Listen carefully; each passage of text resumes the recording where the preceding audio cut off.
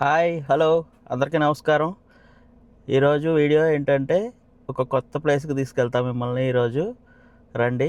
ఆ ప్లేస్ ఏంటంటే world's largest boat అనమాట. ఈ బోట్ కువైట్లో ఉంది.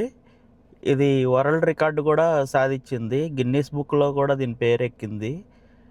చాలా అందంగా ఉంటుందని చాలామంది చెప్పారు. చాలా రోజుల నుంచి ట్రై చేస్తున్నాను అక్కడికి వెళ్ళాలంటే ఎలాగా అని. ఈరోజు కొంచెం టైం దొరికింది. వెళ్ళి ఎలా ఉంటుందో చూసొద్దాం రండి. వీడియో నచ్చితే ఖచ్చితంగా లైక్ చేసి సబ్స్క్రైబ్ చేసి సపోర్ట్ చేయండి ఫ్రెండ్స్. పదండి పోదాం.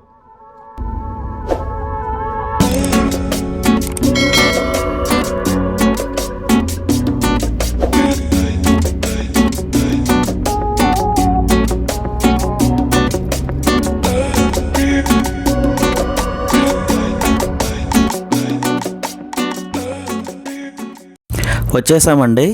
ఇదేనండి నేను మీకు చెప్పిన వరల్డ్స్ లార్జెస్ట్ బోట్ అనమాట. ఇదేమో మొహమ్మది 2 అంటే ఇది చిన్న బోట్. దీంట్లో ఒక రెస్టారెంట్ మాత్రమే ఉంటుంది. ఇప్పుడు మీరు చూడబోయేదేమో పెద్దదనమాట. ఇది వరల్డ్స్ లార్జెస్ట్ బోట్ అండి. దీని గురించే మీకు నేను ఫస్ట్ చెప్పింది. దీని సైజు వచ్చేటప్పటికి 80 మీటర్ల పొడుగు, 18.19 మీటర్ల వెడల్పు ఉంటుందండి. రండి లోపలికి వెళ్ళి చూద్దాం. ఇదేనండి లోపల. ఇది మొత్తం హాల్ అనమాట. ఇది ఇక్కడ కాన్ఫరెన్స్ హాల్ లాగా ఉంటుంది అనమాట. ఎంట్రన్స్లో లోపల పెద్ద హాల్ ఉంటుంది. రండి చూద్దాం. ఇక్కడ ఫంక్షన్స్ జరిగేటప్పుడు ఇక్కడ లైటింగ్ అంతా ఆన్ చేస్తారండి. మత్తిపోతుందంట ఆ లైటింగ్ చూస్తే, అంత బాగుంటుందంట. ఇదండి ఈ బోట్ మొత్తం లోపల ఇలా ఉంటుంది హాలు. ఇదంతా ఫంక్షన్ హాల్ అనమాట. లోపల పెద్ద పెద్ద మ్యారేజ్లు అవి ఇక్కడ జరుగుతూ ఉంటాయి. చాలా డబ్బు ఖర్చు పెట్టి చేస్తూ ఉంటారు. చాలా అందంగా ఉంటుంది. నడుస్తూ ఉంటే కిర్రమని శబ్దం వస్తుంది కింద. ఈ బోటు యొక్క మొత్తం బరువు వచ్చేటప్పటికి 2500 టన్నులు బరువు అంటండి. దీని వర్క్ వచ్చేటప్పటికి 2021లో పూర్తయిందంటండి. దీన్ని అల్ హసీమి మెరైన్ మ్యూజియం అని అంటారండి. ఇక్కడికి ఎవరైనా వచ్చి చూడాలనుకుంటే రెడిసన్ బ్లూ హోటల్ పక్కన ఉంటుంది. రొమాతియా బీచ్ పక్కన రోడ్లో. చూస్తున్నారు కదా మీరే, ప్రతిదీ కూడా వుడ్తో తయారు చేసిందే. ప్రతిదానికి కూడా చెక్కను ఉపయోగించి తయారు చేశారు. 2002లో దీని పేరు గిన్నిస్ బుక్లో ఎక్కిందండి. వరల్డ్ రికార్డ్ వచ్చింది దీనికి. ప్రపంచంలోనే చెక్కని మాత్రమే ఉపయోగించి తయారు చేసిన అతిపెద్ద బోట్ అండి ఇది.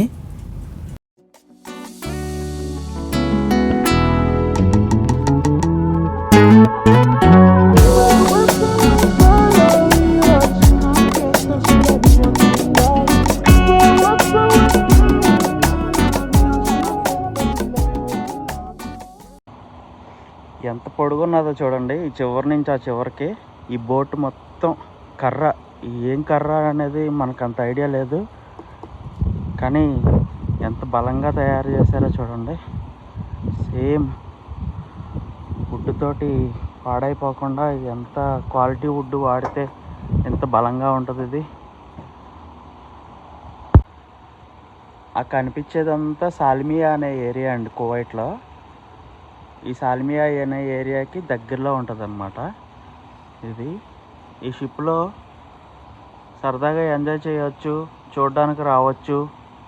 అన్ని రకాల సదుపాయాలు ఉంటాయి ఇక్కడ.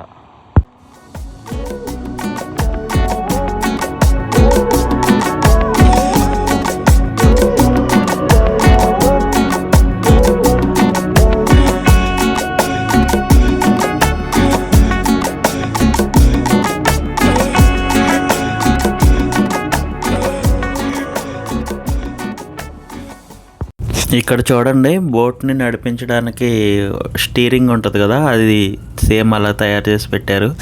ఈ బోటు సేమ్ బోటే, మొత్తం సముద్రంలో ప్రయాణించే బోట్ ఎలా ఉంటుంది అలాగే తయారు చేశారు. కానీ ఇది సముద్రంలో ప్రయాణించదు.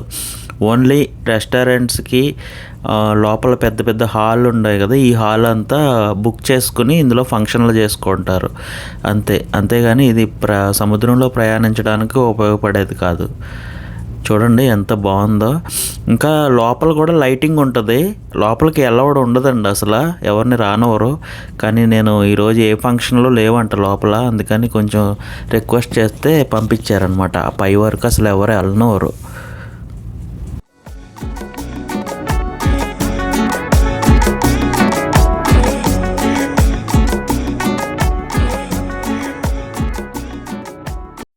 చూడండి, అది మార్బుల్ గ్రానైట్కి సంబంధించిన మెటీరియల్ అనమాట అండి. ఆ గ్రానైట్ దాన్ని ఎంత పెద్దగా తయారు చేసి ఎంత అందంగా పెట్టారో, అది ఎలా తిరుగుతుందో కదా, అది ఎప్పుడు అలా తిరుగుతూనే ఉంటుంది.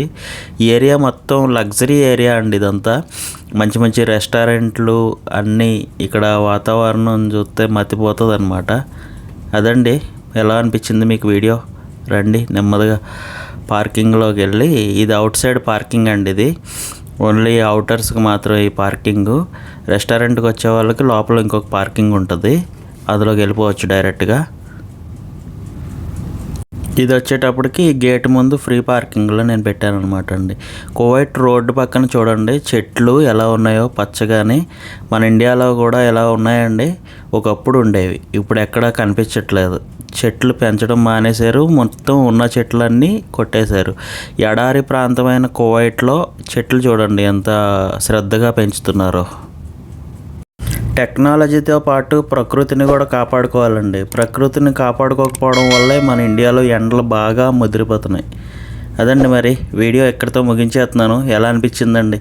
మీకు నచ్చితే ఖచ్చితంగా ఒక లైక్ చేసి సబ్స్క్రైబ్ చేసి నన్ను ఎంకరేజ్ చేస్తారని కోరుకుంటున్నాను. బాయ్ అందరికీ, జై హింద్.